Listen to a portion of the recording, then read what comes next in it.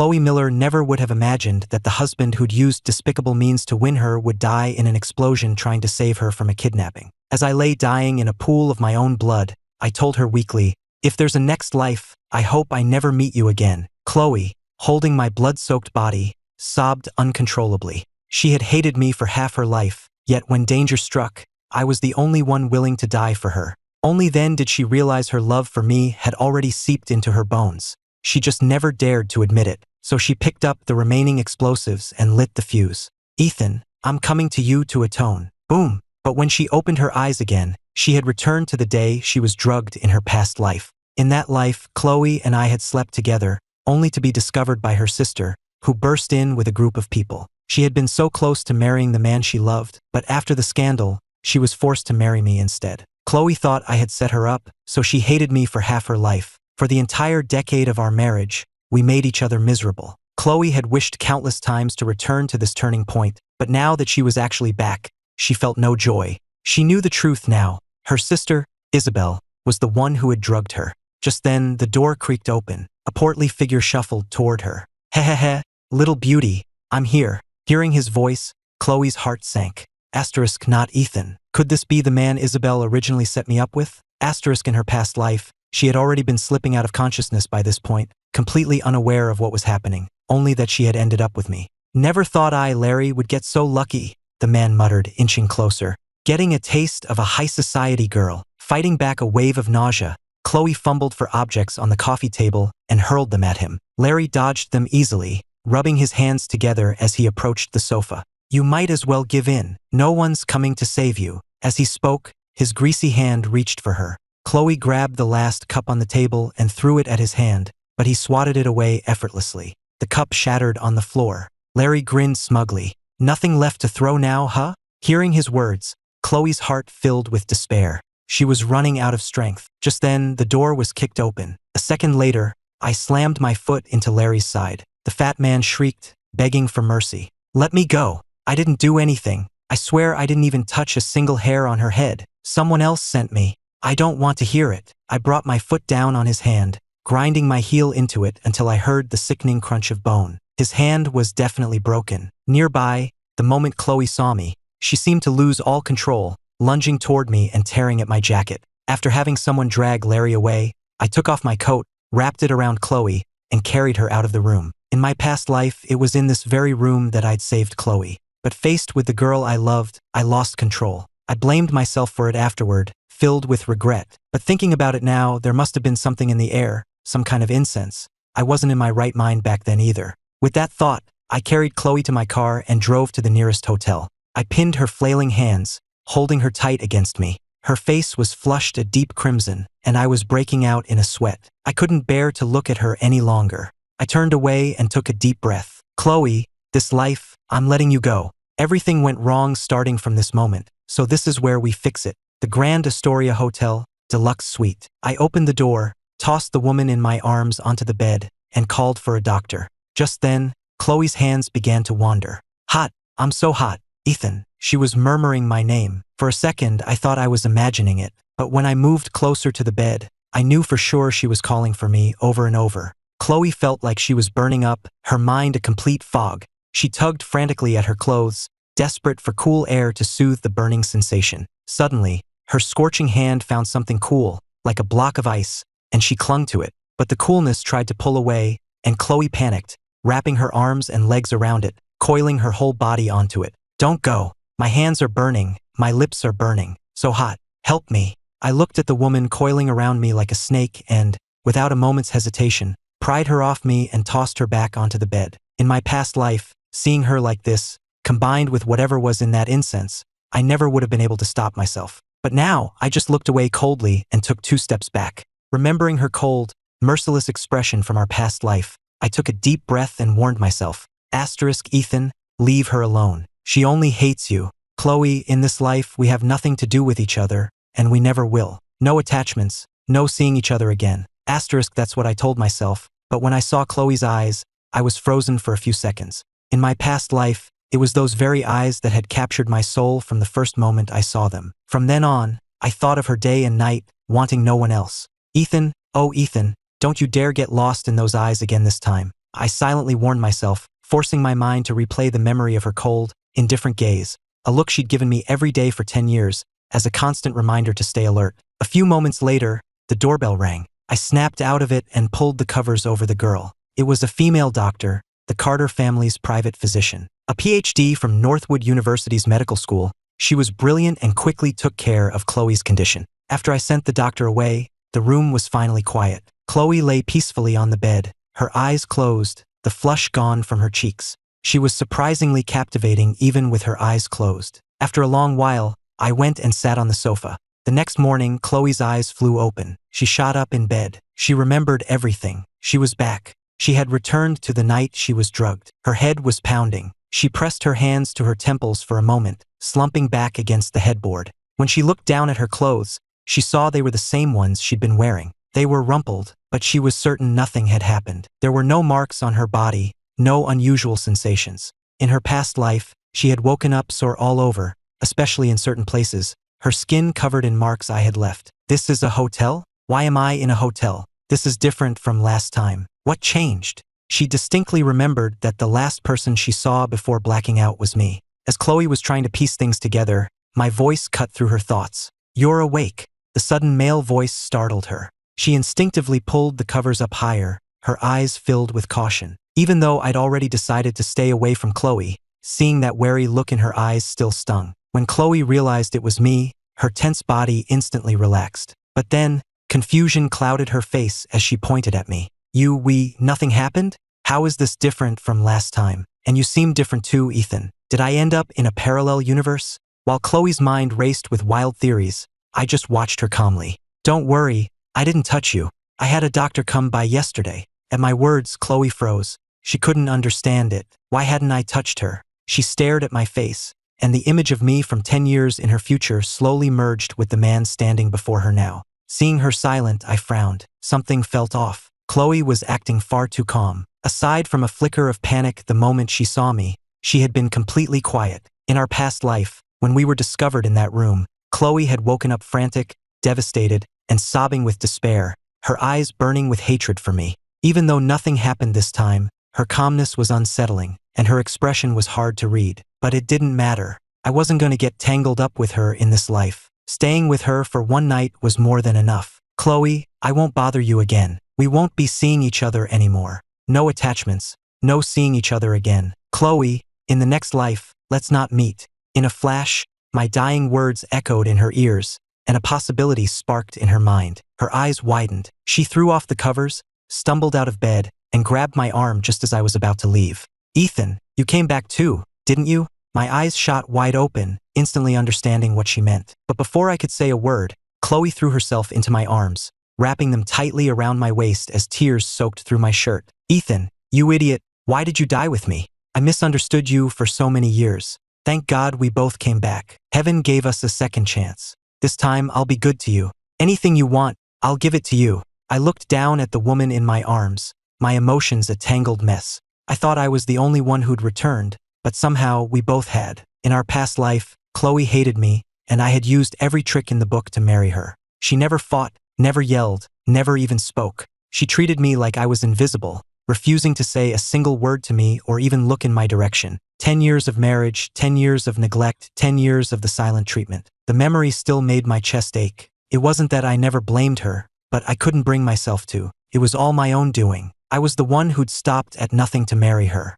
She was my choice, this marriage was my choice, and I had to live with the pain. But this time, we both had the right to choose again. I closed my eyes for a second, then opened them and gently pushed her away. Chloe, this life, I'm letting you go. So please let me go too. Go love who you want to love. Live the life you want to live. Everything between us ends now. Hearing my words, Chloe went completely still, looking up at me. She shook her head frantically and grabbed my hand. Don't say that. Let's just be together. Please don't leave me. My gaze fell to our joined hands, and I slowly slipped mine from her grasp. Chloe, do you have any idea how painful it was to love you? So painful that I have no hope left. I can't believe you when you say you'll love me, and I can't believe we could ever be happy together. Chloe stared helplessly at her empty palm. Can't you just give me one more chance? Don't you love me anymore? No, it hurts too much. Just let me go. With that, I turned and walked away, hardening my heart and never looking back. Watching me leave, Chloe slid to the floor. After a long moment, she hugged her knees, curling into a tight ball and weeping silently. What was she going to do? The man who had loved her for over a decade truly didn't love her or want her anymore. Nobody wanted her. From now on, she was all alone. Chloe cried until she was exhausted, finally drifting into a deep sleep. She dreamed of me, the me who was always orbiting around her, trying desperately to get her attention. But when she woke, the hotel room was empty, and so was her heart. Chloe wiped away her tears and began to think clearly. The misunderstanding between us had started with that setup, and the one behind it all was her stepsister, Isabel. She had to go home. She had a score to settle. Maple Creek Estates, a gated community near New York City. Chloe knocked on the door, her face grim. In the living room, Isabel and her brother Leo were playing video games while her stepbrother, Noah Thompson, scrolled on his phone, occasionally chiming in on their conversation. Mrs. Miller was in the kitchen with the housekeeper.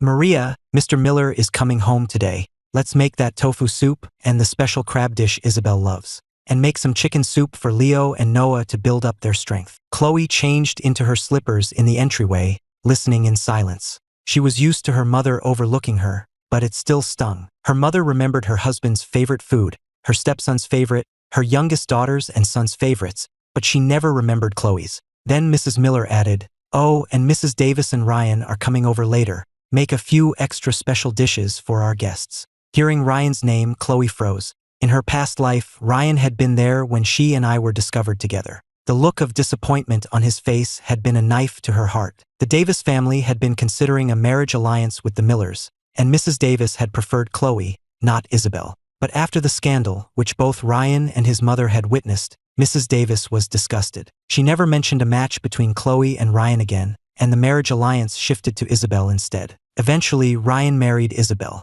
They were very much in love and had an adorable daughter. Every holiday, when I brought Chloe back to the Miller house, we would run into them. Seeing how sweet they were together always filled Chloe with envy. Snapping back to the present, Chloe stepped into the living room, and it was as if no one even saw her. In the past, she would have gone straight to the kitchen to help, trying to earn her mother's affection through hard work. She hadn't understood back then that some people are just born unloved, and no amount of effort can change that. This time, she ignored everyone in the living room and went straight upstairs to her room. She made a call to her university advisor, intending to get her official records transferred and cut all legal ties with this family. When dinner was ready, Chloe came downstairs. Mrs. Miller was chatting happily with Mrs. Davis, while Isabel hovered around Ryan, calling him her big brother this and that. Leo was glued to his phone, and Noah was talking with Mr. Miller. But the moment she appeared, all conversation stopped. Mrs. Miller blinked. "Chloe, when did you get back? I didn't even see you. Just now. You were probably busy in the kitchen." Chloe didn't go over to serve anyone. Since the scandal hadn't happened in this timeline, Mrs. Davis was still warm toward her, clearly seeing her as a potential daughter-in-law. "Chloe, you're home. Come sit down and eat. A year of college and you look like you've gotten thinner." Looking at Mrs. Davis's cheerful face, all Chloe could picture was the look of utter contempt from her past life. Even though Chloe had been the victim, and Mrs. Davis's reaction was understandable from a certain point of view, she couldn't just let it go. Chloe offered a polite greeting, then chose a seat far from everyone else, pulled out the chair, and began to eat in silence. Mrs. Davis noticed and teased her. "Chloe, why are you sitting all the way over there? You haven't seen Ryan in so long. Are you two strangers now?" At her words, Chloe glanced up, her eyes meeting Ryan's just as he looked over. Seeing this, Isabel's face soured. She hated it when Ryan paid any attention to Chloe. Seeing Chloe perfectly fine, she was puzzled. I arranged for someone last night. How did it fail? Who was she with? After a moment's thought, Isabel asked sweetly, "Chloe, you didn't come home last night. Where were you?" At the same time, Mrs. Miller frowned at Chloe. "You didn't come home last night?" Hearing Isabel's question, Mrs. Davis's brow twitched slightly. She also turned to look at Chloe, waiting for an answer. The Davis family placed a high value on a daughter-in-law's character. Mrs. Davis had liked Chloe because she was highly educated, attending a top-tier university, and because she was quiet, obedient, and seemed trustworthy. Chloe calmly observed everyone's reactions before lying smoothly. "I left the party early last night to meet up with an old friend. It got late, so I just stayed over at her place." Isabel didn't buy it. She knew Chloe didn't really have any close friends here. Was this friend a guy or a girl? A girl. Who? Do I know her? No. Chloe gave a few vague answers, having no desire to continue the conversation. She certainly wasn't going to reveal that Isabel had drugged her. Even if they knew, they wouldn't believe her. And even if they did, they wouldn't blame Isabel. They'd just find a way to excuse her behavior. Seeing Isabel pressing the issue, Leo chimed in with a sneer. Like you have any female friends. We all know that. You were probably out messing around with some guy, which is why you didn't come home. I'm 20 years old. Do I need to report to the family every time I see a friend? You, on the other hand, taking girls to hotels at your age, what right do you have to judge me? Leo was taken aback, shocked that Chloe would actually talk back. What are you talking about? When did I ever take a girl to a hotel? You want me to show them the pictures? At that, Leo's face flushed. So what if I did? Does going to a hotel automatically mean something happened? You're the one with the dirty mind, so you see filth everywhere. Were you there to study? Chloe twisted the knife. Then what were you doing taking a married woman to a hotel? At that, all eyes turned to Leo. Leo's face was a mask of panic. Don't listen to her lies. What married woman? She's the promiscuous one, always trying to seduce men, and now she's just making things up to slander me. The expressions around the table were mixed, but it was clear most of them believed Leo. Chloe had had enough. She shot to her feet, grabbed a glass of water, and threw it in his face. Chloe, are you insane? Leo jumped up, kicking his chair back. If your mouth is that filthy, you should wash it out. No matter what I do, I'm not as disgusting as you. Does wrecking someone's family make you feel proud? That's bullshit. When did I? Leo gritted his teeth, denying everything. Chloe sneered inwardly. In her past life, the woman's husband had shown up at their house, screaming that Leo was a homewrecker. Just then, Noah calmly wiped his hands with a napkin. Chloe, do you have any proof of that? Leo is your brother. You can't just make accusations like that. And what proof did he have for what he said about me? Why does he get to say whatever he wants? Noah was left speechless. Believe what you want. With that, Chloe put down her fork, ignored the stares, and walked back to her room. It was only a matter of time before the husband showed up anyway.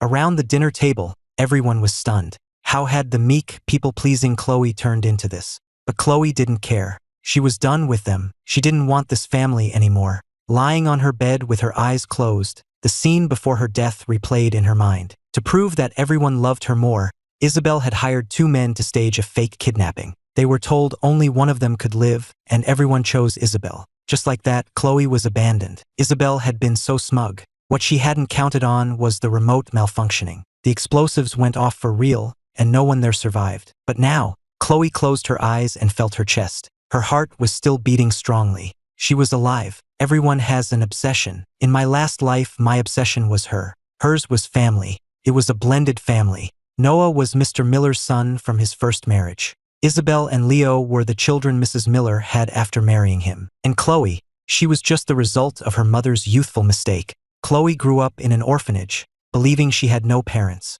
She spent countless nights crying, wishing she had a mom and a dad. Then, when she was 11, a beautifully dressed woman came to the orphanage, looked at her with gentle eyes, and said she was her mother. Mrs. Miller hugged her, overcome with emotion, saying she had finally found her daughter after all these years. The day she left the orphanage was the happiest of Chloe's life. She said goodbye to the matron who had cared for her for so long and went home with her mother. She arrived at the Miller house full of hope. Even when she realized her new father wasn't her biological father, and her new brother wasn't her real brother, she wasn't disappointed. Having a mother was enough. The matron at the orphanage had named her. Later, when her records were filed, her stepfather, Mr. Miller, gave her his last name. It was wonderful. She had a real name, Chloe Miller. Sounded so beautiful. She was surprised to find there were 2 other children in the house, both her mothers. She had a real brother and sister, but her sister wasn't home. She was in the hospital, pale and with all her hair shaved off. Later, with tears in her eyes,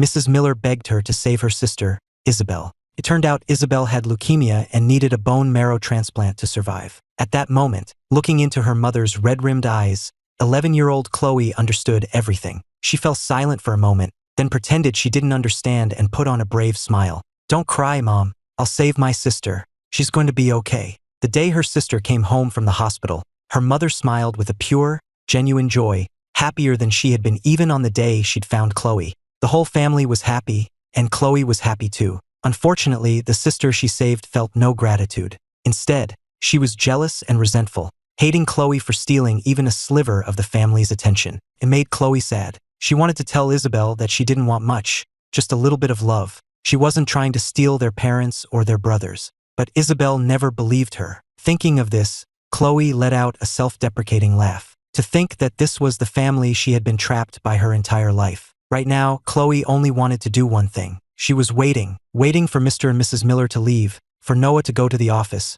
for Leo to go out and fool around somewhere, and for the housekeeper to be on her days off. Finally, only Chloe and Isabel were left in the house. Her moment had come. Chloe packed all of her clothes into a suitcase. Then she went into her mother's room, found the folder with their official documents, and took out her birth certificate. Once that was done, she went to Isabel's room. Isabel was lying on her plush bed watching a reality show, kicking her feet and humming. When she saw Chloe, she didn't even bother to put on her usual sweet sister act. She didn't even call her by name. "What do you want?" Looking at her spoiled, rude sister, Chloe thought of everything from her past life and clenched her fists. "It was you, wasn't it? You drugged me." "Drugged you? What are you talking about?" Isabel feigned ignorance, turning her attention back to her phone. "You know exactly what I'm talking about." Chloe lunged forward, snatched the phone out of Isabel's hand, smashed it on the floor, and pinned her to the bed. Isabel was thin and had always been frail. She was completely powerless against Chloe's weight. "Chloe, what are you doing?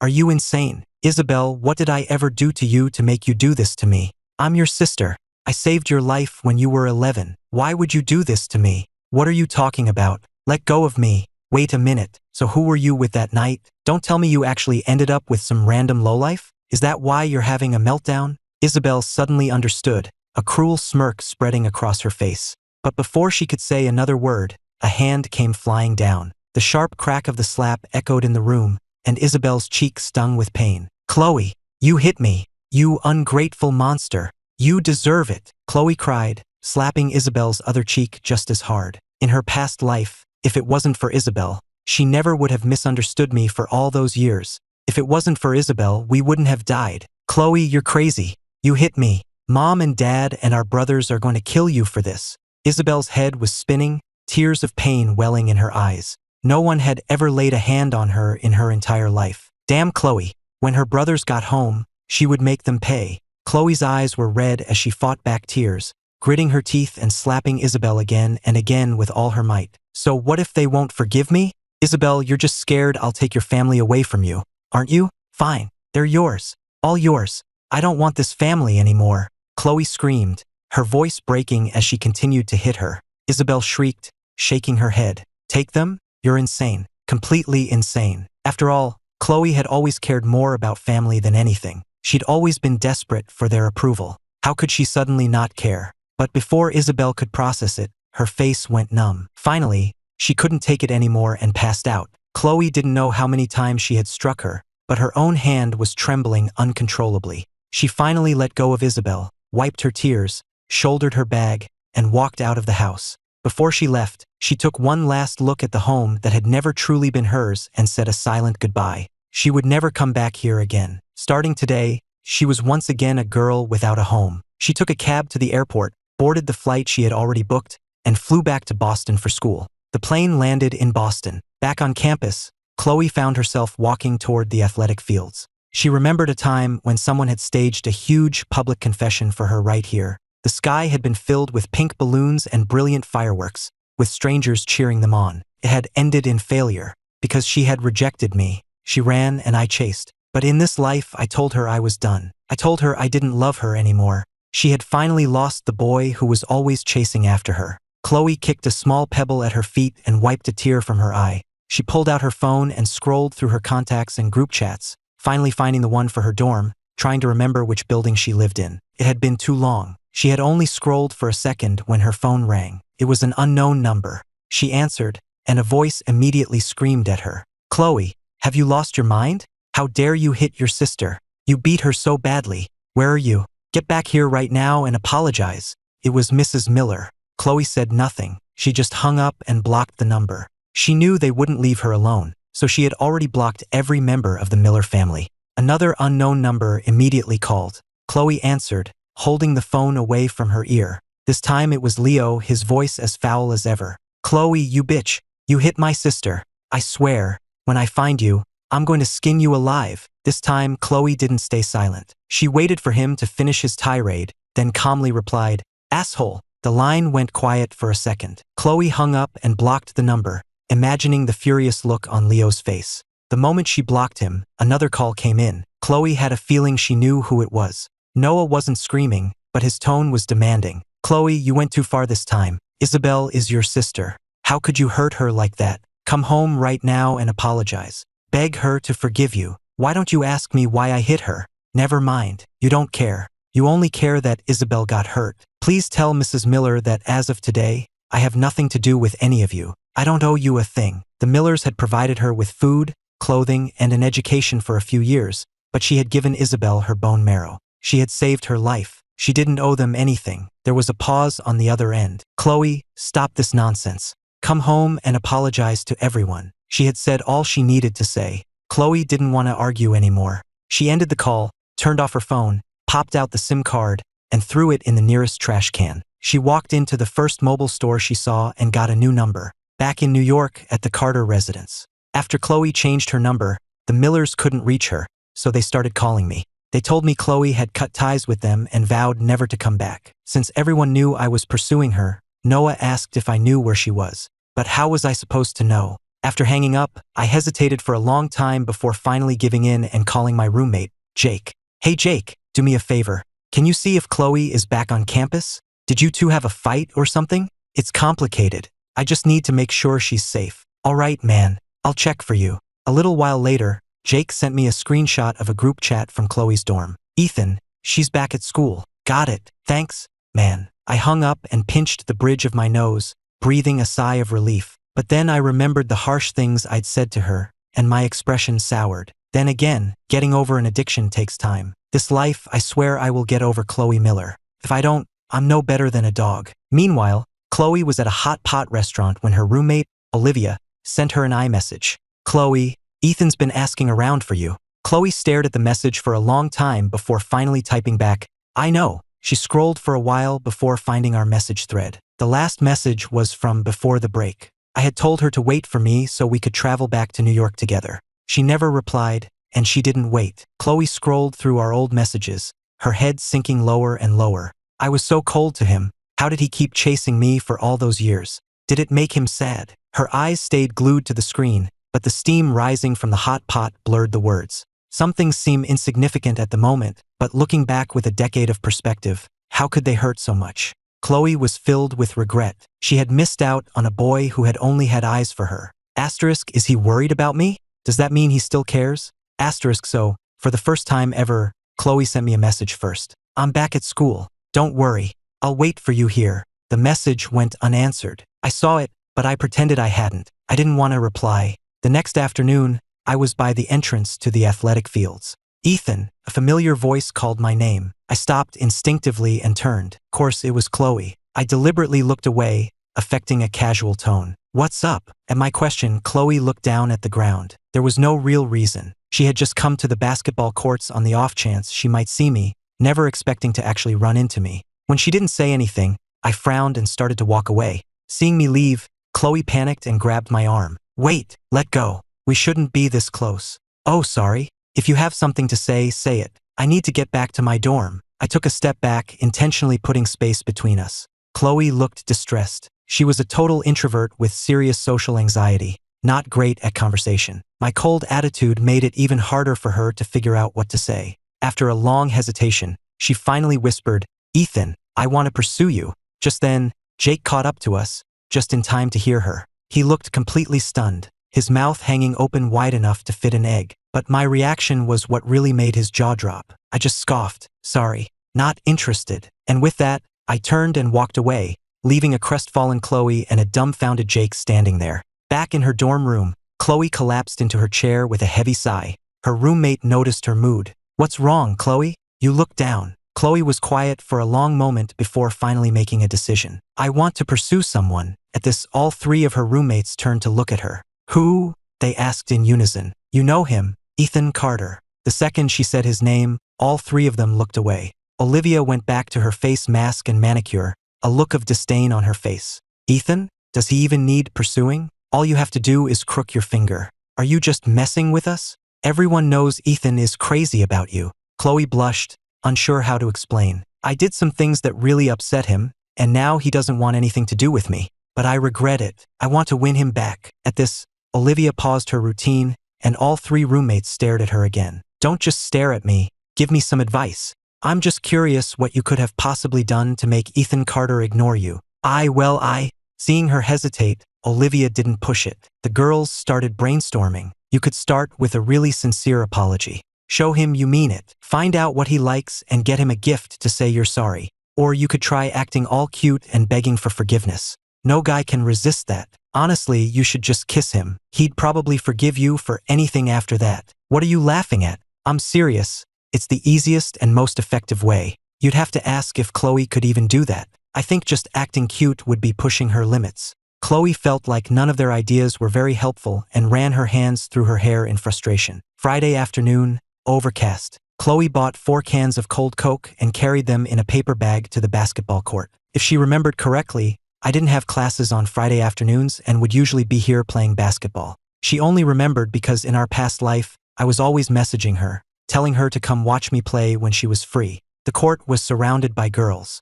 80% of them didn't understand the game. Their attention was never on the ball. There were 3 different games going on across the courts. Chloe didn't even have to guess which one was mine. It was obviously the one with the biggest crowd of girls. She had arrived late, so she stood at the back of the crowd with her bag, not trying to push her way through. She just stood there quietly, listening to the shrieks that erupted from the girls in front every few moments. She could hear them shouting my name. For a split second, she wanted to shout too, but she couldn't make a sound. Chloe lowered her head and stared at her shoes. I'm so boring, always so quiet and awkward. I don't understand why the Ethan from our past life loved me so much. If she had never been in his life, maybe Ethan would have found a girl who adored him, and they would have had a happy marriage. Thinking about it that way, Chloe could almost understand why the Ethan of this life wanted nothing to do with her. If she were in his shoes after being treated so coldly for so many years, she would have given up long ago too. She glanced around at the crowd. There were girls of every type, and many of them were clearly there for me.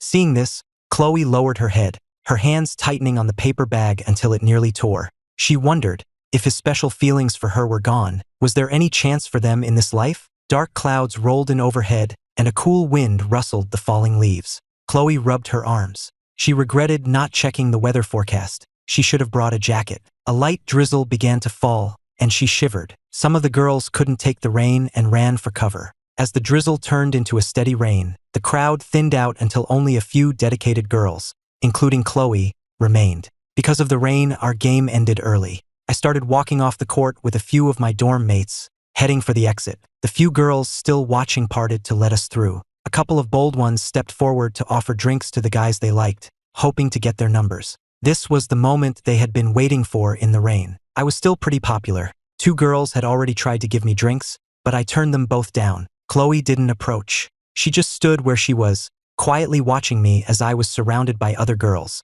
As if sensing her gaze, I suddenly glanced in her direction. But a second later, I looked away and walked right past her. I continued to turn down offers from other girls, chatting with my 3 roommates as we walked away, never giving her another look. Seeing this, Chloe lowered her head again and silently followed behind us. She wasn't the type to make the first move. Pursuing a guy was completely out of her comfort zone. But in this life, she wanted to try being brave. So she gathered her courage, caught up to me, and tapped my shoulder. She held out the bag, the cans inside clinking together. But I just glanced at her, then reached out and took a drink from another girl, leaving Chloe standing there, clutching her bag, as I walked away. In the end, those 4 cans of Coke ended up back in the dorm, consumed by Chloe and her roommates. After hearing the story, Olivia popped open a can and laughed at her. Look at you, can't even give a guy a Coke. Well, if Ethan doesn't want them, more for us. Another roommate opened her can and tried to comfort her. It's okay, Chloe. We'll always support you.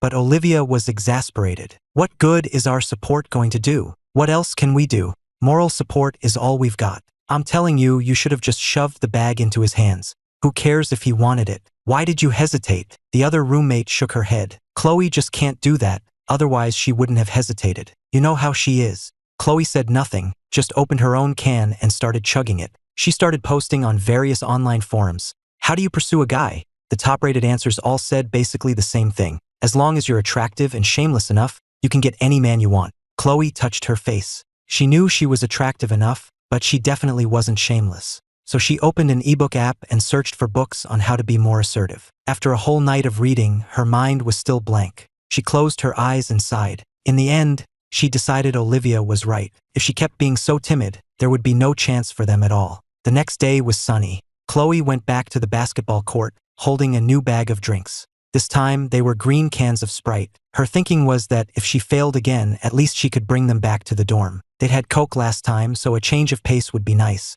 She only knew I'd be playing because Jake had tipped her off. I was feeling incredibly restless and hoped to burn it off on the court. For some reason, for the past few days, every time I closed my eyes, all I could see was her face, drenched in the rain. "Ethan, look over there. It's you-know-who. She's back for you," Jake yelled, jogging up beside me. My friends didn't dare say Chloe Miller around me anymore.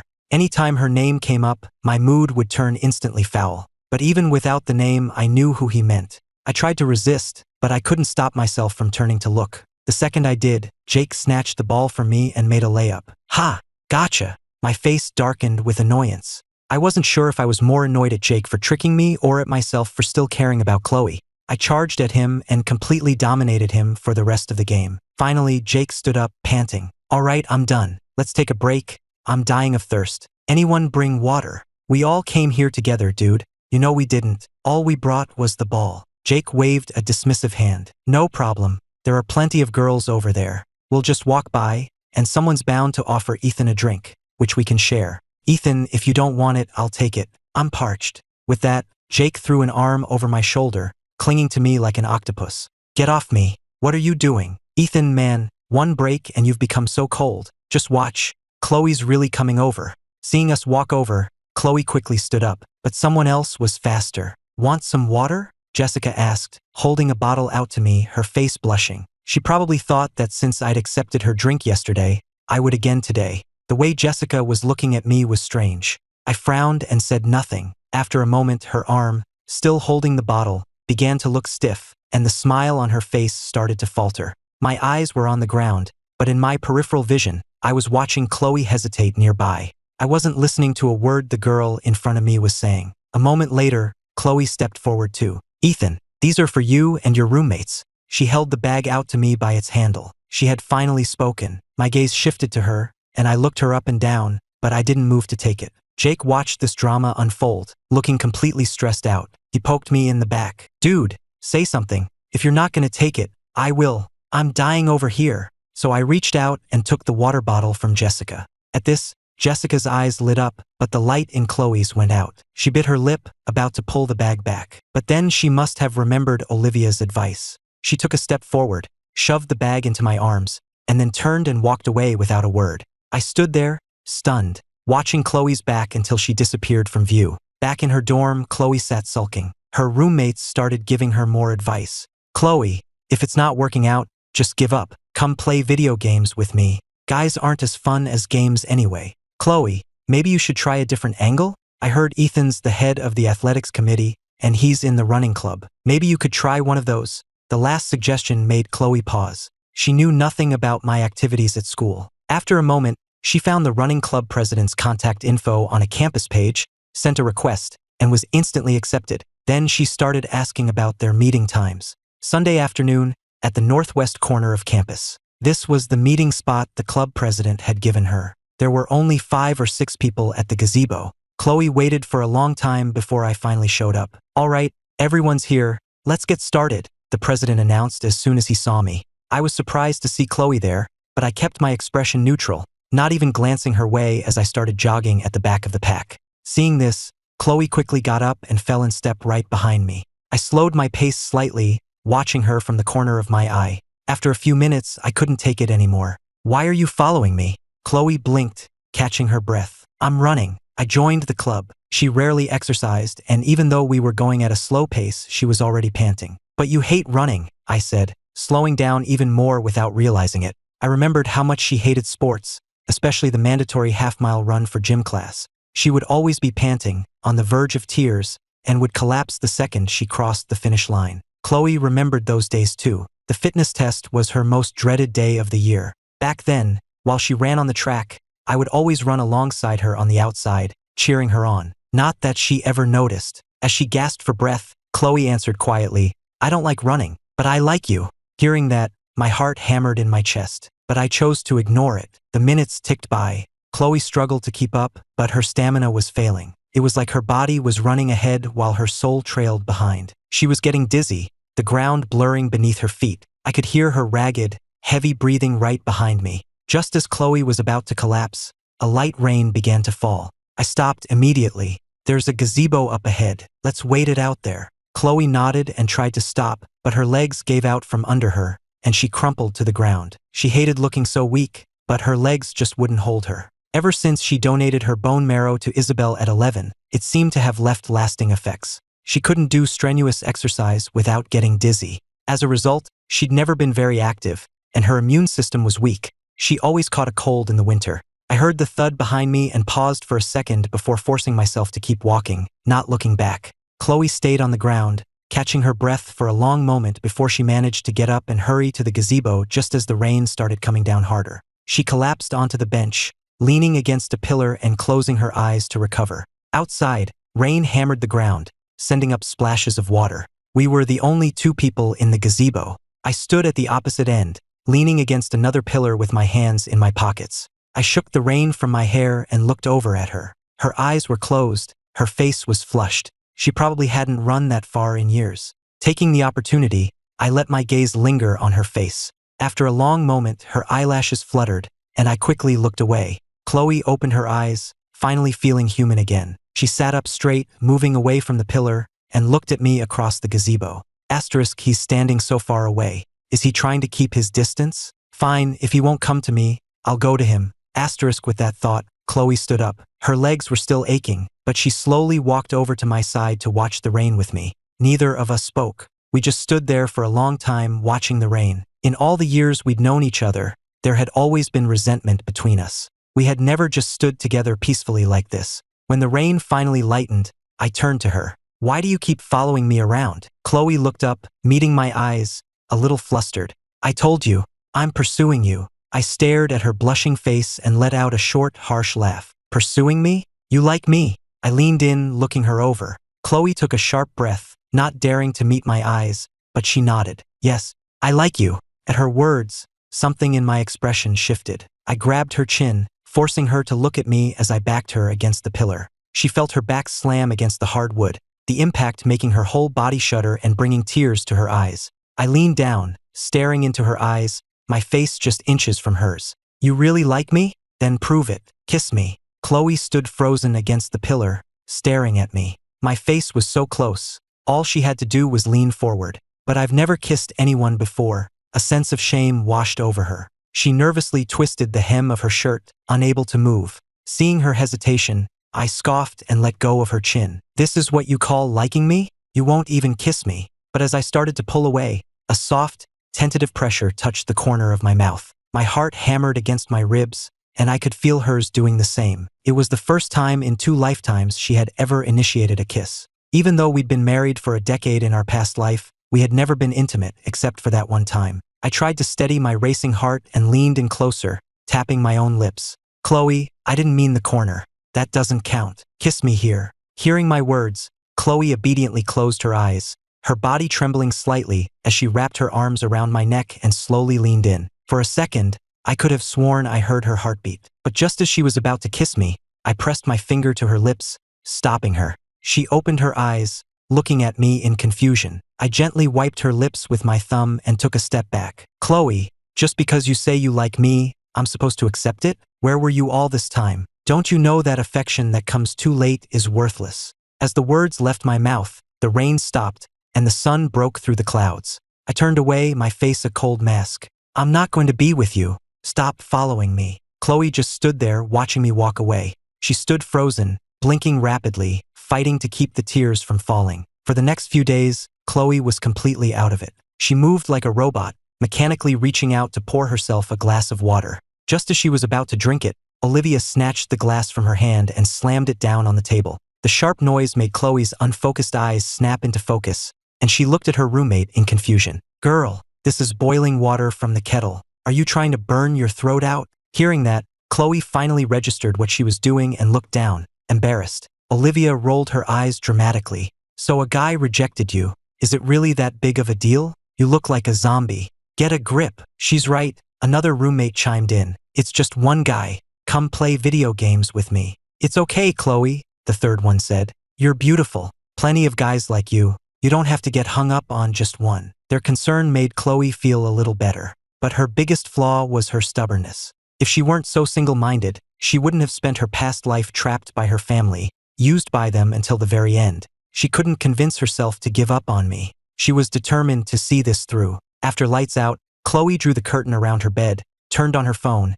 and started downloading a ton of ebooks. Titles like The Art of the Chase, How to Capture His Heart, and Understanding the Male Mind. If she couldn't figure it out on her own, she would study. Besides reading, Chloe also created a workout plan for herself. Her health was terrible, and she needed to get stronger if she was going to have the energy to pursue me. From now on, she would go for a 30-minute run every morning to get in shape. 6 a.m. The sky was just beginning to lighten. Chloe's alarm went off. She tossed and turned for a minute before forcing herself to sit up. She fought off her drowsiness, got dressed, and was out the door by a little after 6. She started at a very slow jog, using the breathing technique I had taught her years ago, her thoughts drifting to me as she moved at a steady pace. Years ago, to keep up with her demanding studies, Chloe used to go for a run for half an hour every night after her late study sessions. By then, the track lights were always off, and it was a little scary running alone in the dark. But on the second night, I had shown up at the track to run with her, joking around and telling her how to pace her breathing.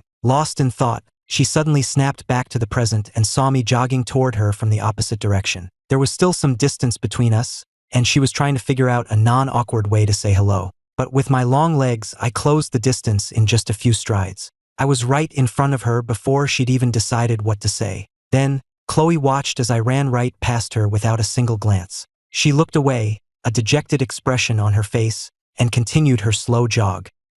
Ethan probably doesn't want to talk to me today. I'll just keep running for now and wait for a better time.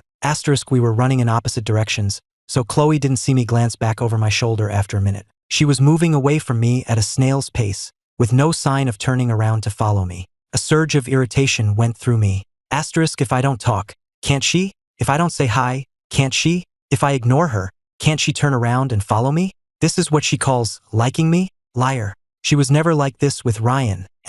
My expression darkened. The more I thought about it, the angrier I got, and I picked up my pace. 2 minutes later, I lapped her again. Her eyes widened slightly, surprised at how fast I was going. Seeing the surprise in her eyes only made me more irritated. Is she that unhappy to see me? She sees me and says nothing? Still nothing? Just going to ignore me again?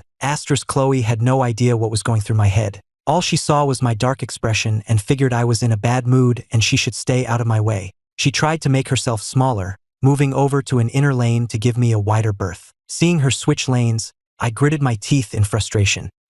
All right, Chloe Miller. Pretend I don't exist, will you? The moment we were about to pass each other, I suddenly sidestepped directly into her lane. Chloe didn't have time to react. She ran right into me. My momentum was much greater than hers, and the impact nearly sent her flying backward, but I grabbed her arm to steady her. Once she was steady, she clutched her chest. The impact had clearly hurt, and her eyes were watering. She stood there panting, her nose and the corners of her eyes flushed red. I let go of her arm and took a step back, putting some distance between us. I watched her gasp for breath for a moment before I spoke. Why did you run into me? Her eyes went wide with disbelief. She summoned her courage to challenge me. Weren't you the one who ran into me? You're the one who didn't get out of the way. She was speechless. If you'd been running in the same direction, this wouldn't have happened. Chloe stared at me, shocked by my audacity. She wasn't quick with comebacks, so she just glared at me, her eyes wide. Seeing her puffing her cheeks out in anger, I raised an eyebrow and made an unreasonable demand. To make sure you don't run into me again, from now on you're going to run behind me.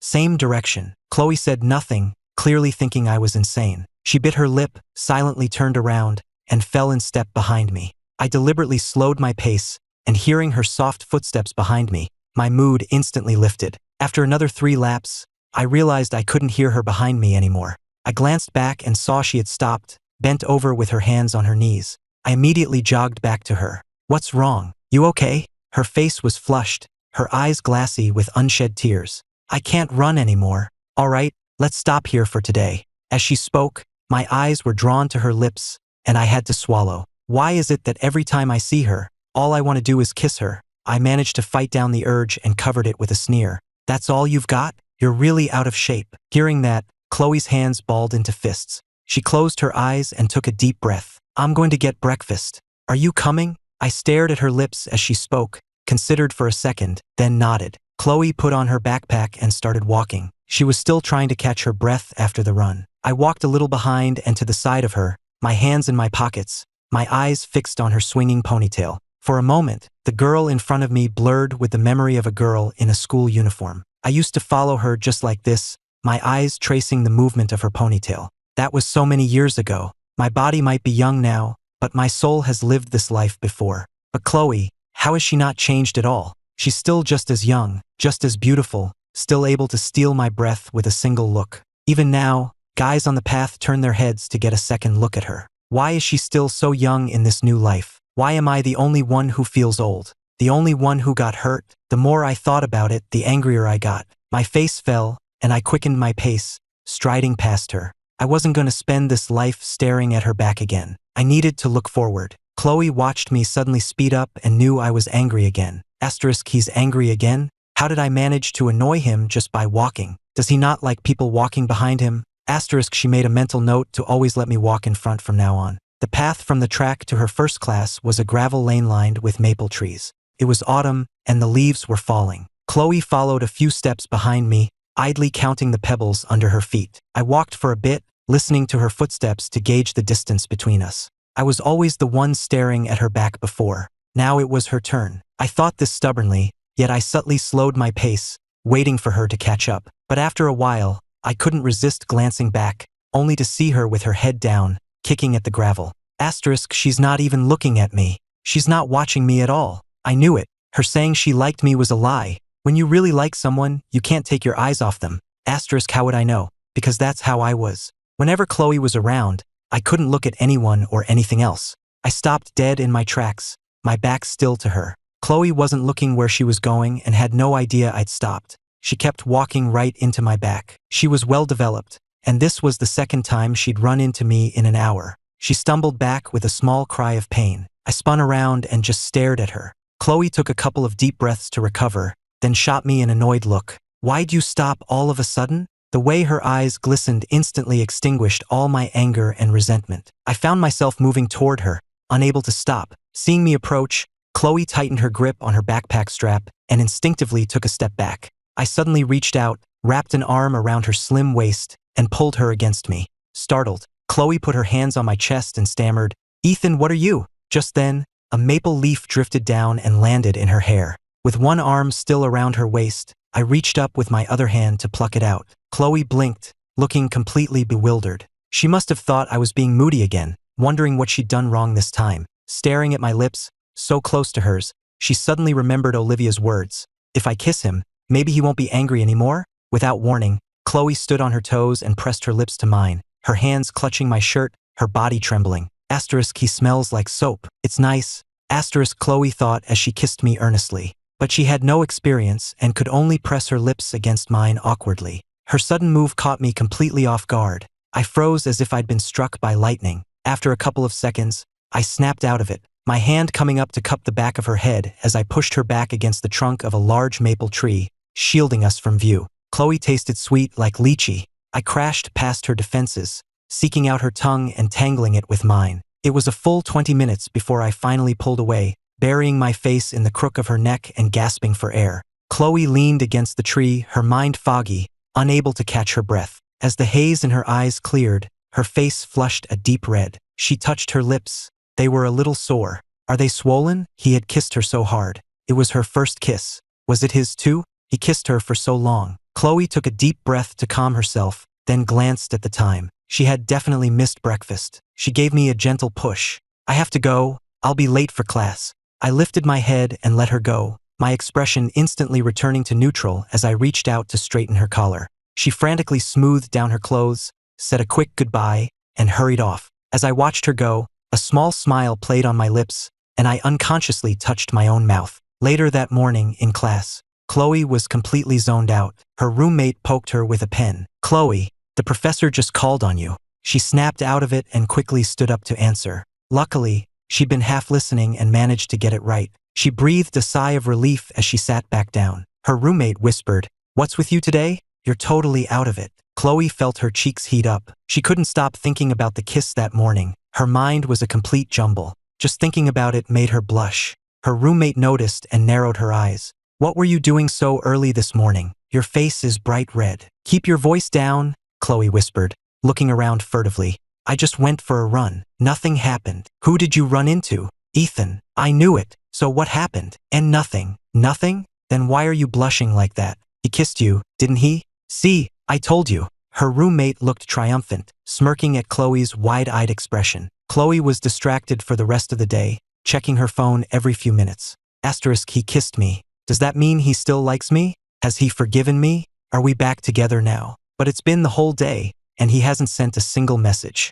Doesn't he have anything to say to me? Asterisk, the more she thought, the more confused she got. Finally, she couldn't take it anymore and sent me a message. "Can we talk? I'm waiting by the ginkgo grove." I didn't reply. 9 p.m. It was pitch black. Chloe waited on a bench at the entrance to the ginkgo grove. She decided she would wait until 10, whether I showed up or not. The grove had very few lights, making it a popular spot for couples. She waited for half an hour, watching couples stroll in and out hand in hand, before she finally saw me approaching. Chloe sat on the bench, her arms crossed, watching me silently. A few passing couples glanced our way. I stopped in front of her and, after a moment, motioned with my head for her to follow me deeper into the grove. She understood and hesitated for a second before standing up. "In there? It's full of couples." "So, okay, fine." She obediently fell into step behind me, her eyes locked straight ahead. She didn't dare glance around, afraid of what she might see or hear in the darkness. After a short walk, I sat on a bench under a large ginkgo tree. Chloe sat down beside me, biting her lip and twisting her hands together nervously. "You kissed me this morning," she whispered. "Does that mean you still like me?" The air was silent for a few seconds before I let out a harsh laugh. I hooked a finger under her chin, my thumb rubbing against her skin. "Kissing you means I like you? You're beautiful. Who wouldn't want to kiss you? What guy would say no?" As I spoke, I leaned in and kissed her cheek. Her eyes flew open, and she took a sharp breath, clearly fighting the urge to slap me. "How could you be like this? What? If you don't like it, you can leave. Stay away from me." Seeing her fall silent, I leaned back against the tree. After 10 seconds of silence, she spoke. "I'm willing." I was taken aback for a second, then I sat up straight. "I'm just playing around with you. You're willing to do that?" "I'm willing," she repeated, looking me straight in the eye, her expression serious. Seeing she wasn't lying, I was silent for a moment before a slow smile spread across my face. "All right, if you want to play, I guess we can play." With that, I pulled her onto my lap, cupped her head, and leaned in to kiss her. Startled, Chloe instinctively wrapped her arms around my neck as she passively accepted the kiss. Then my hand slipped under her shirt. The coldness of my fingers made her shudder, especially as they began to travel upward. Her eyes flew open, and she frantically grabbed my hand. "No, we're outside." I froze, then pulled my hand back, let go of her, and stood up. "Then forget it." "Forget what?" Chloe scrambled to her feet and grabbed my sleeve. "What are we now?" I looked down at her flushed face and tapped her on the forehead. "We're just playing around. Don't get too serious. Or, if you prefer, you can be my secret girlfriend." Her eyes widened in disbelief. Asterisk, his secret girlfriend? Am I someone to be ashamed of? Asterisk, her shocked expression was actually kind of cute. I couldn't resist leaning in and kissing her cheek again, whispering in her ear, "What's wrong? You don't want to? I thought you said you liked me." As I spoke,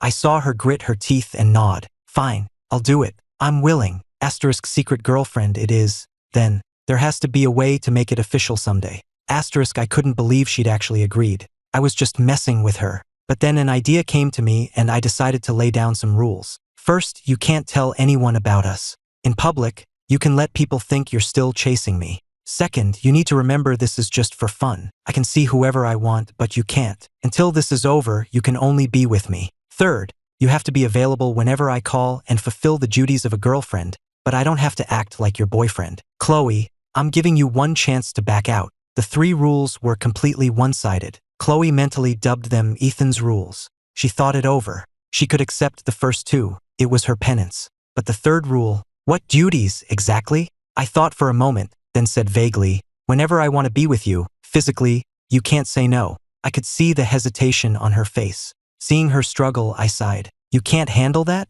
Then just stay away from me." I turned to walk away. But a second later, she grabbed my arm. I accept. With my back to her, a wide grin spread across my face. But when I turned back around, my expression was neutral again. I added, your duties also include taking care of my daily needs and doing what I say. Chloe figured she might as well go all in and gritted her teeth in agreement. Seeing her biting her lip in frustration, I chuckled. Come on, walk me back to my dorm. Huh? Shouldn't you be walking me back? Girls don't walk guys home. Chloe, remember your place? I said, pinching her cheek. We arrived at the men's dorm. There was hardly anyone around. When we got there, Chloe tried to rush me inside. We're here. I'm going now. I wasn't gonna let her off that easy. I racked my brain for something to say. Aren't you forgetting something? Chloe just blinked at me. I tapped my cheek. She understood. She glanced around, and seeing no one was watching, she quickly stood on her toes and kissed my cheek. Without another word, she turned and ran off. I stood there until she was completely out of sight before heading inside,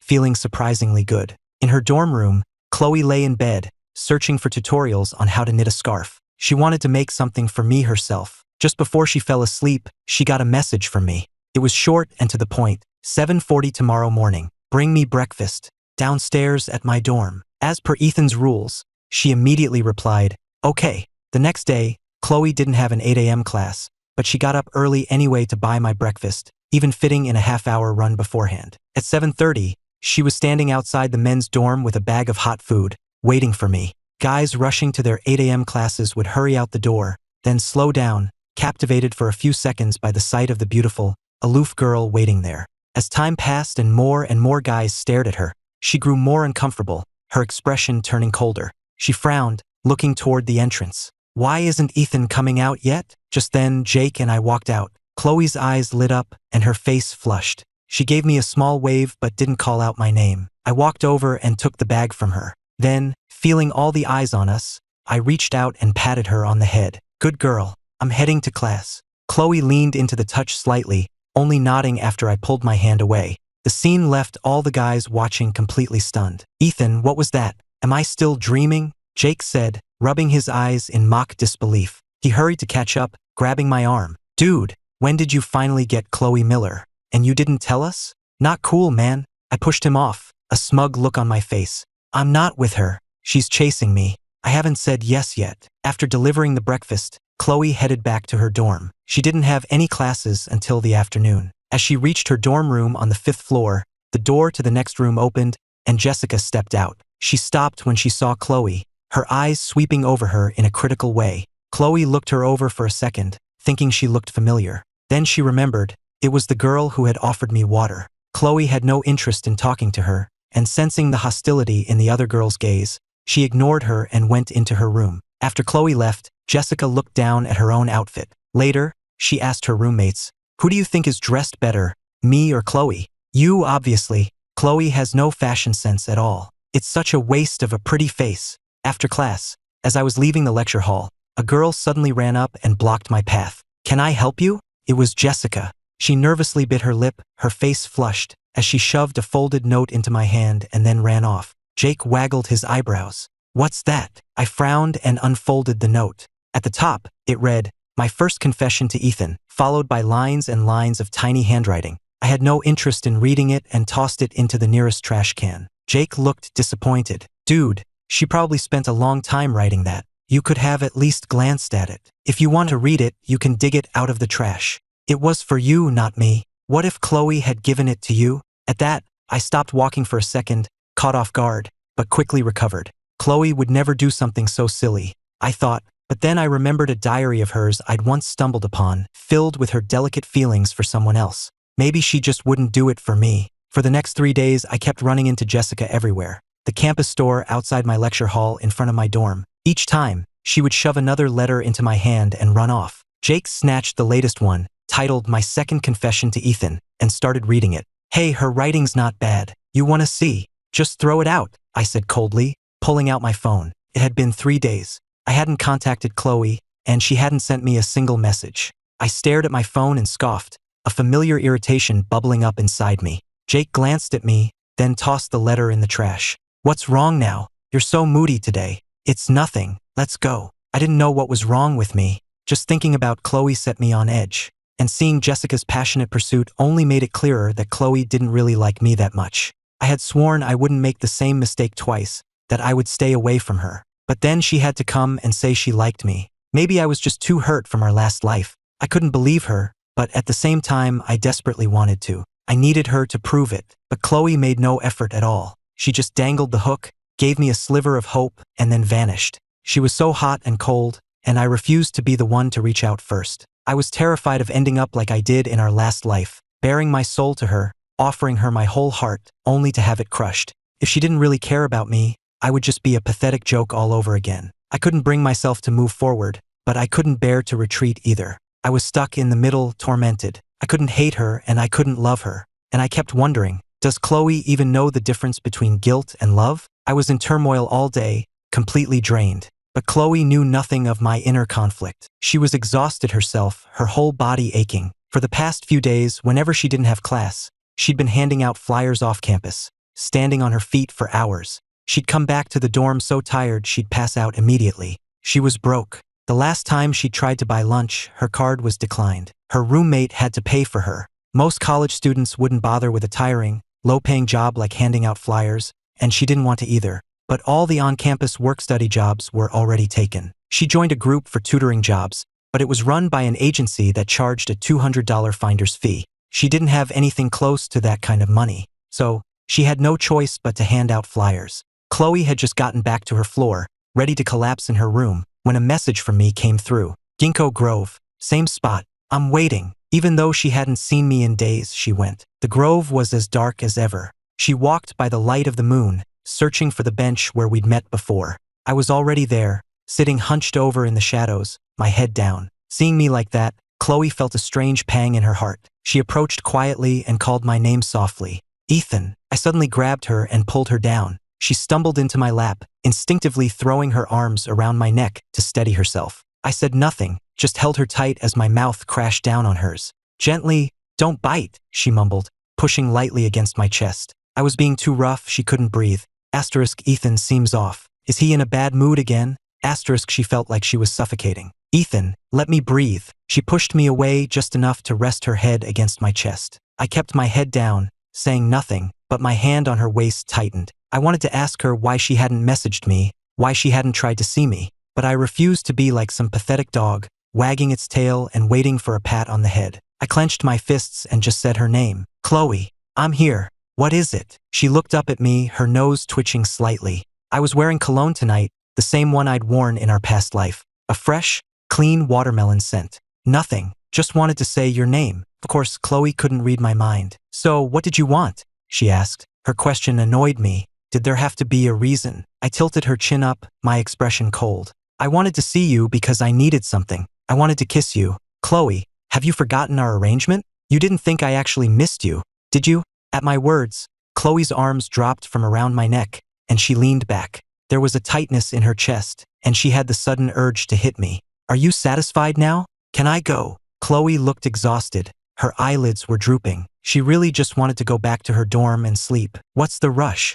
Are you that desperate to get away from me? No, I'm just really tired. She was sleepy and wanted to lie down. Her health wasn't great to begin with, and the exhaustion from the past few days was pushing her to her limit. She was already running on fumes just by coming to meet me. Seeing how drained she looked, I lost the desire to tease her anymore. If you're tired, then go. Okay, I'm going. Chloe yawned, and as she stood up, her legs felt weak, and she stumbled on her first step. I reached out to steady her, but then pulled my hand back. Back in the girls' dorm, Olivia checked the time. It's 10:30. Why isn't Chloe back yet? Do you guys know where she went? She asked, sending Chloe a message. No idea. She seems really busy lately. I think she's working a part-time job, another roommate said. Her meal card was declined the other day. She did cut ties with her family. Just as they were talking, Chloe walked in, dropped her bag, and immediately climbed into bed. One of her roommates hesitated for a second, then said, Chloe, if you're having trouble, you know you can talk to us. I have some extra cash I can lend you. Olivia waved a dismissive hand. She doesn't need your money. I've got plenty. If you need anything, Chloe, just ask. Chloe was touched, her eyes widening. Thanks, guys. If it gets to the point where I can't afford to eat, I'll let you know. Just don't ever look at a guy with those big, teary eyes, Olivia joked. Even I can't handle it. They laughed for a bit, then turned out the lights. After Chloe made $500 handing out flyers, she found a new part-time job at the boba shop just off campus, making $20 an hour. Between studying and working to support herself, she never had time to contact me, and I hadn't contacted her either. Ever since that night in the Grove, it felt like there was a wall between us. I was waiting for her to come to me, and she was waiting for me to go to her. Chloe was still bothered by what I'd said that night. Felt like I was just using her. If she went to him now, it would be like she was willingly offering herself up, knowing what he wanted. Wouldn't that make her seem cheap? We were at a stalemate. One day, in the library, Chloe was sitting at a small table by the window. 10 yards away, I stood partially hidden behind a bookshelf, watching her. After watching her for a long time, I finally took out my phone and opened our message thread. The last message was from 5 days ago. I stared at the screen for a long moment before finally typing, "What are you doing?" Chloe's phone buzzed. She picked it up, and her heart skipped a beat. It seems like every time Ethan contacts me, it's because, does he want something again? She glanced at the pile of homework beside her. She still had so much to do. Between her job and her classes, she barely had any free time. If I asked her to meet, how could she say no? After thinking it over, Chloe finally replied, "Studying in the library." I told her to send me her location. I then walked around to the other side of the stacks and came in from a different entrance, pretending I'd just come down from another floor, and sat down across from her. "Chloe, what is it?" she asked, looking up and blinking. I pushed her textbook aside and leaned in close. "I missed you," but as the words left my mouth, they changed. "I want to kiss you." It was as if saying that gave me a plausible, face-saving reason to be near her. Chloe's eyelashes fluttered as she whispered her refusal. "I still have so much homework to do."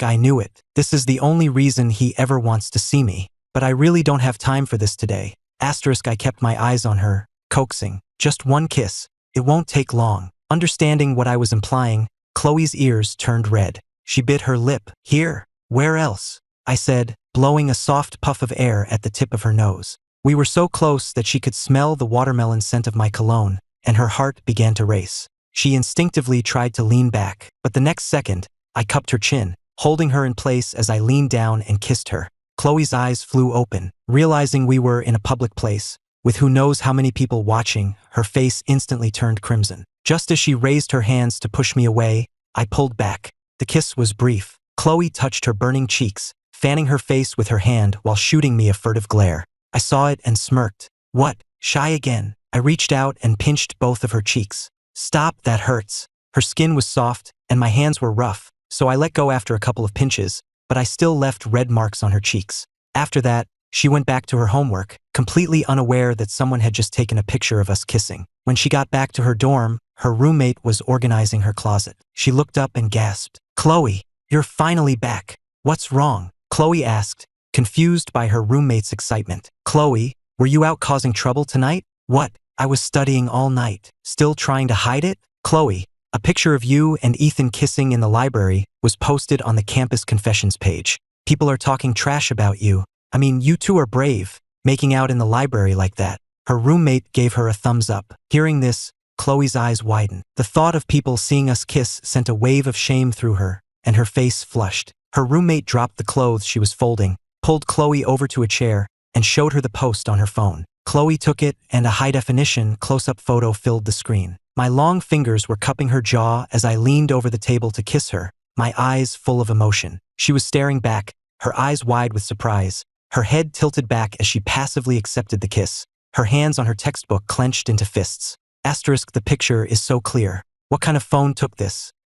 Chloe thought. It was the first time she had ever seen what it looked like when I kissed her. The look in my eyes made her heart skip a beat. She had assumed I only kissed her for physical reasons, but this picture suggested otherwise. So what was he thinking when he kissed me? Chloe handed the phone back to her roommate, still feeling embarrassed. I'm just going to go wash up." She fled to the bathroom, quickly finished her routine, and then climbed into her bed, pulling the curtain shut to hide from the world. She opened her phone and went to the confessions page to find the post. She frowned as she scrolled, finally finding the picture. But her thumb slipped, and she scrolled down a little further, and her eyes froze on the screen. The very next post was a confession, and it was addressed to me. The title was "Confessing to Ethan, Day 10, and it was signed by Jessica, the girl from next door. Jessica, Chloe frowned, rolled over in her bed, and scrolled back up to the post about her, tapping to open the comments. The comment section was a war zone. The library is for studying. Can couples please not be all over each other in here? LMAO, someone's single and bitter. They were in a secluded corner. It's not like they were bothering anyone. The two people in the pic are pretty attractive. Anyone know who they are? So what if they're attractive? Does that mean they have no class? You people are so shallow. What's wrong with being shallow? Does it bother you? Maybe you're just ugly. After that, the thread completely derailed, with the two sides just throwing insults at each other. Chloe took a screenshot of the comments and sent it to me. After a moment's thought, she carefully typed out a message. Maybe we should be more careful about the time and place next time? We're getting flamed for this. I was in the cafeteria with Jake when the photo of our library kiss hit the confessions page. He shoved his phone in my face, a sleazy grin spreading across his lips. Ethan, my man, moving fast, I see. It was a surprisingly good photo, perfectly capturing the aggression in my gaze and the startled panic in hers. Deep down, I felt a secret thrill, like I was staking a claim, but out loud all I did was scoff. How boring. I didn't tell anyone, but I secretly saved the photo. Over the next few days, things took a nasty turn. The comments shifted from teasing and envy to vicious rumors, accusing Chloe of cheating and having a messy private life, the language growing more vile by the day. I frowned, my gut telling me someone was orchestrating this. I had Jake look into it, and the result was exactly what I expected. The burner accounts that started the rumors and fanned the flames were all connected to Jessica, and Jessica had recently been spending a lot of time with Isabel. So it was them. A familiar, cold rage began to burn in my chest. The same sense of powerlessness from my past life threatened to overwhelm me, but I clenched my fists, telling myself that this time was different. I used my family's connections, and overnight, every post and account vanished without a trace. I also had someone deliver a warning to Jessica, telling her to back off. I thought that would be the end of it, but I had underestimated Isabel's insanity. That afternoon, I received a picture message from an unknown number. The moment I opened it, my blood ran cold. The photo was of Chloe, tied to a chair with her mouth taped shut.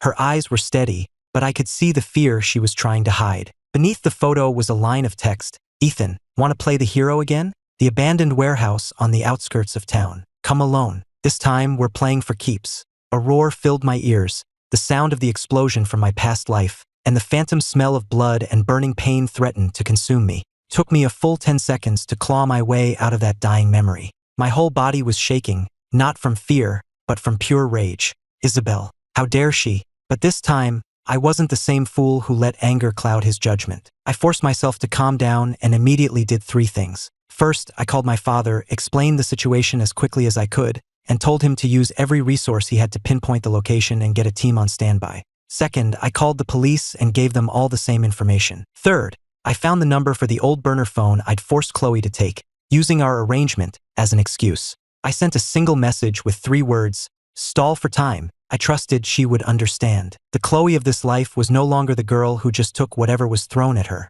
She had her own mind, her own strength. By the time I reached the familiar abandoned warehouse, the sky was as dark and heavy as my mood. I pushed open the creaking metal door and saw a scene almost identical to the one from my past life. Chloe was tied to a chair in the center of the room. Standing beside her was Isabel, her face twisted with hate, and 2 thugs who looked even more dangerous than the last ones. You actually came, Isabel said with a crazed laugh. Ethan, you love her enough to die for her a second time, don't you? I ignored her taunts, my eyes fixed on Chloe. When she saw me, her gaze flickered, and then she gave the slightest glance toward a greasy iron drum behind her. I understood her plan instantly. Let her go. You want me? I said in a low voice, taking a step forward to draw their attention. Too late, Isabel shrieked, holding up a remote detonator, her face a mask of triumph and malice. Today, you're both going to die here. I'm going to show everyone that the woman you love, Ethan Carter, will still die because of you. Really? I stopped and looked at her, not with fear, but with pity. Isabel, you're pathetic. My words enraged her, but just as she opened her mouth to scream something else, Chloe made her move. Using all her strength, she threw her weight backward, slamming her chair into the greasy drum. It toppled over with a loud clang, spilling thick, viscous motor oil all over the concrete floor. The thug closest to it slipped on the oil, crying out as he lost his balance. That was my chance. I lunged forward like a predator, driving my fist into the other thug's temple without a second's hesitation. At that exact moment, the windows of the warehouse shattered as dark figures swarmed in from all sides. My father's security team and the police. Isabel screamed and frantically mashed the button on the remote. Nothing happened. A police officer stepped forward, kicked the detonator out of her hand, and said coldly, "Don't bother. We blocked the signal before we even came in." Isabel collapsed to the floor in disbelief. I didn't spare her another glance as I rushed to untie Chloe. The moment the ropes fell away, she launched herself into my arms, her body trembling with delayed fear. I held her tight, burying my face in her hair and breathing in her familiar, calming scent. "It's over," I whispered into her ear, again and again. "We're okay." This time we were both alive. In a private room at the hospital, the gash on my arm had been stitched and bandaged. Chloe sat beside the bed, silently peeling an apple with her head bowed. The air between us was heavy, like the quiet that follows a violent storm. After a long silence, she handed me the peeled apple. "Thank you," she said softly. I took it but didn't eat. I just looked at her, at the residual fear in her eyes mixed with her unconcealed worry for me, and the wall I had built around my heart, a wall made of pride and fear, finally came crashing down. I reached into my wallet and pulled out the neatly folded piece of paper, that ridiculous list of Ethan's rules. "Chloe," I started, my voice hoarse, "I've always wanted to ask you, this life, the way you've been with me, is it because you love me, or is it because you feel guilty about what happened before?" She looked up, her lips parting as if to explain, but I didn't let her. I just kept talking. "Actually, the answer doesn't matter anymore, because I've realized that no matter what the reason is, I can't push you away again. I was scared. I was terrified you'd be cold to me again, just like last time. I was afraid of offering you my heart only to have it be for nothing. So I used that childish, stupid list to keep you close, pretending it was just for fun to hide how much I actually cared. I thought it would protect me from getting hurt again." I looked her straight in the eye and said, word by word, "But I was wrong. I was only hurting you, and I was torturing myself in the process." Then, right in front of her, I tore the paper into tiny pieces and dropped them into the trash can. "Ethan," she whispered, her eyes red and swimming with tears. I reached out and gently wiped a tear from the corner of her eye. Then I cupped her face in my hands and kissed her, slowly and reverently. This kiss held none of the old aggression or testing, only the precious feeling of getting something back you thought was lost forever, and the resolve to never let it go again. When we finally broke apart, I rested my forehead against hers. "Chloe," I whispered, "I take back what I said about your affection being worthless because it came late. Your love is my salvation. So, forget that stupid list. Forget all the bad things. Right now, I, Ethan Carter, am officially asking if I can pursue you. Is that okay?" Through her tears, she smiled, and then she nodded firmly. Sunlight streamed through the window, bathing us in its warm, bright glow. I knew, in that moment, that all the pain and regret from our past life had finally been healed, and our new future together was just beginning.